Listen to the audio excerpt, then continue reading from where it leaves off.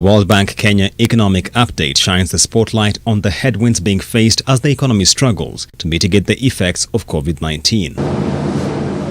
The bank projects that Kenya's economy will grow by a paltry 1.5% in 2020 as key growth drivers suffer a hit from the spillovers of the COVID-19 pandemic on the economy. So the economic activity in Kenya is being weighed down by a combination of both supply and demand shocks from the external, but also from the domestic economy. The bank argues that debt rescheduling could go a long way in helping Kenya ease the pressure being faced as it deploys policy tools to respond to the COVID-19 crisis. It was agreed at the level of the G20 to have an initiative to support a suspension of debt payments, especially by low-income countries, IDA eligible countries for the more concessional part of World Bank lending, a suspension on servicing of official bilateral debt. That's an important starting point. For many countries, that can be a huge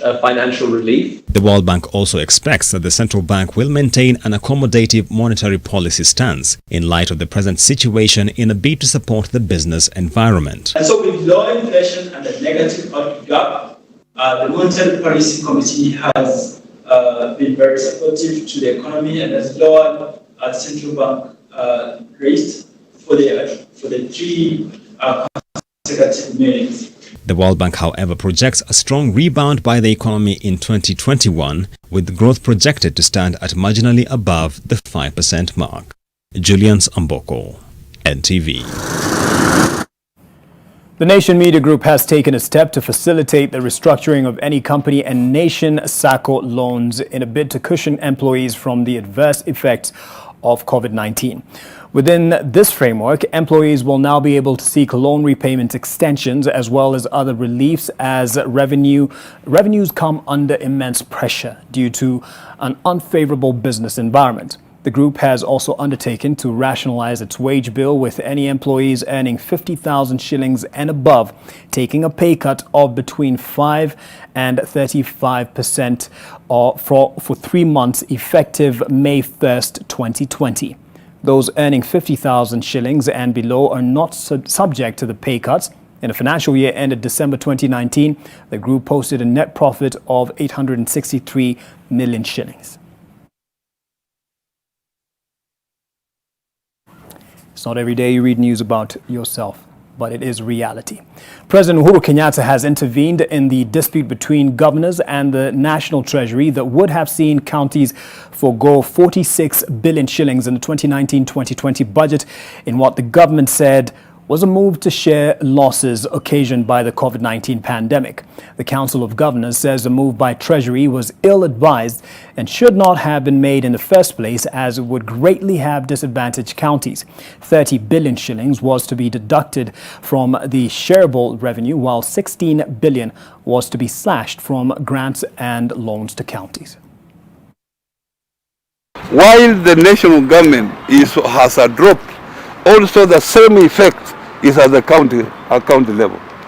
So if we reduce county governments, then they will have more problems than the national government. Furthermore, national government can borrow. They are able to borrow. They are able to get support from all over the world, while counties are limited. We cannot borrow, then they can borrow.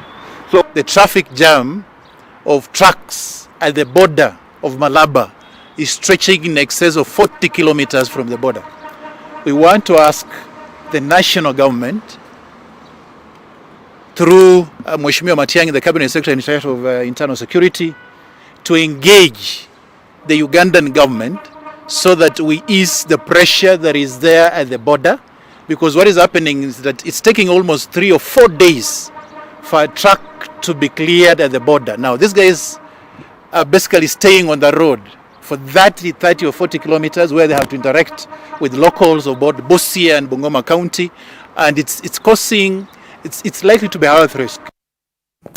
The COVID-19 emergency fund has received a shot in the arm, with corporates deploying additional funds to the kitty designed to help mitigate the shock of COVID-19.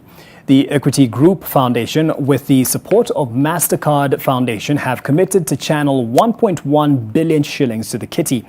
300 million shillings of which has been donated by the Equity Group Managing Director and Chief Executive Officer James Mwangi.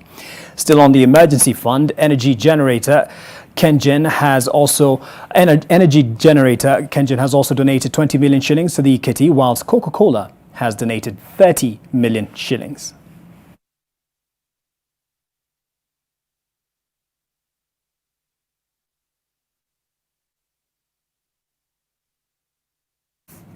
My director is having a tickle at how I said Coca-Cola. Sawa, Coca-Cola.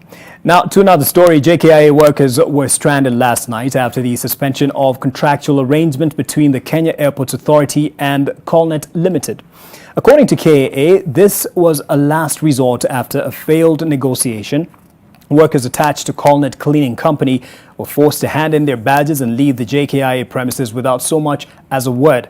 In a statement released by KAA CEO Alex Gitari, the authority claims it had reached out to numerous contractors to negotiate a decrease in charges to the authority.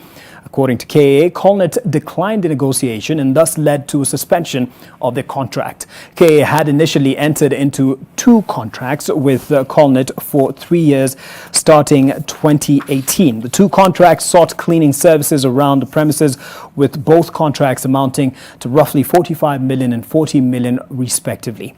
The negotiations come after the Jomo Kenyatta Airport was faced with a go-slow after international flights were grounded due to the ongoing COVID-19 pandemic.